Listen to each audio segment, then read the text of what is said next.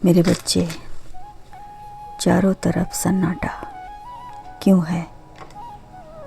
चारों तरफ उदासी छाई हुई है। मेरे बच्चे, कैसे हो तुम? ऐसा लग रहा है कि तुम कुछ खुश नहीं हो। तुम मुझे अपना कारण नहीं बताना चाहते। कोई बात नहीं, मैं सब जानता हूँ। तुम्हारे इस उदासी भरे माहौल को भी और तुम्हारे उदासी के कारण को भी, इसीलिए मैं तुमसे कुछ कहना चाहता हूँ। मेरी बात तुम ध्यान से सुनना, क्योंकि मेरी यह बात तुम्हारे जीवन से जुड़ी है। यह बात जानना तुम्हारा हक है। तुम मेरे प्रिय भक्त हो, इसीलिए यह बात जानना तुम्हारे लिए और भी ज़रूरी है। मेरे बच्चे, आज मैं तुम्हारे जीवन से जुड़ी कुछ बातों को बताने जा रहा हूँ। उसे ध्यान से सुनो। मेरे बच्चे, तुम क्यों उदास रहते हो? मैं जानता हूँ कि तुम्हारी उदासी की वजह क्या है। उदासी के कारण क्या है?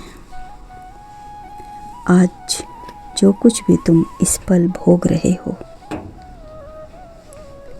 सब तुम्हारे बुरे कर्मों का फल है। इसीलिए तो तुम्हें भोगना ही था।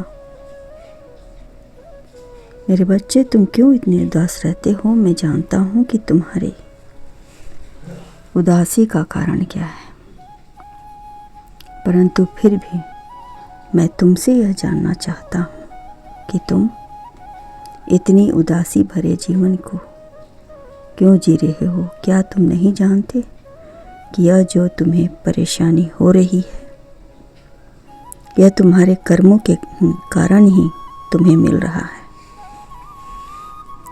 फिर तुम अपने कर्मों को भोगते हुए इतने उदास क्यों हो?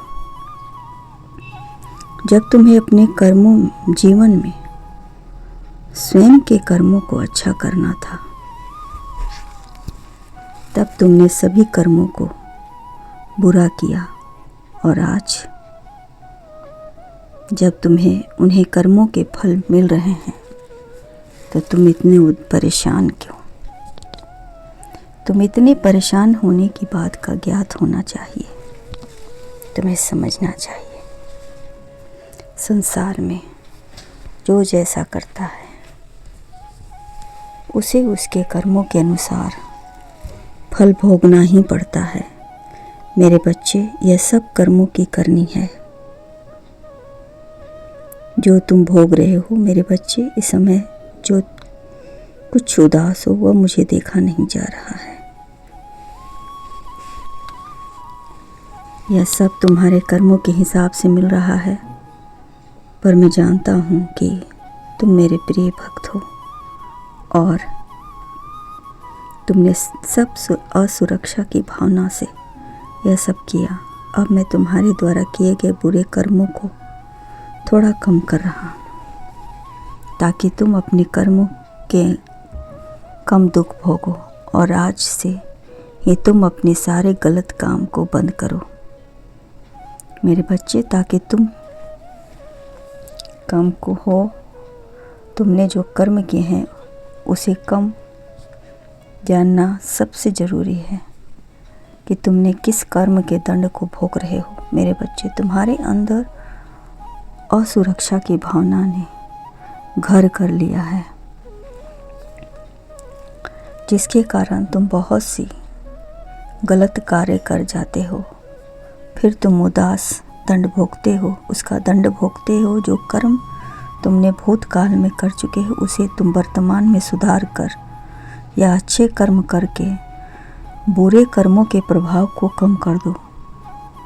यह तुम्हारे लिए थोड़ा कठिन होगा, परंतु तुम्हें अपने ईश्वर पर भरोसा करना होगा कि मैं जो कुछ भी कर रहा हूँ तुम्हारे भले के लिए कर रहा हूँ। मेरे बच्चे, जो तुम्हारा बीता हुआ कल है उसे याद करके अपने आने वाले भविष्य को क्यों खराब कर रहे हो?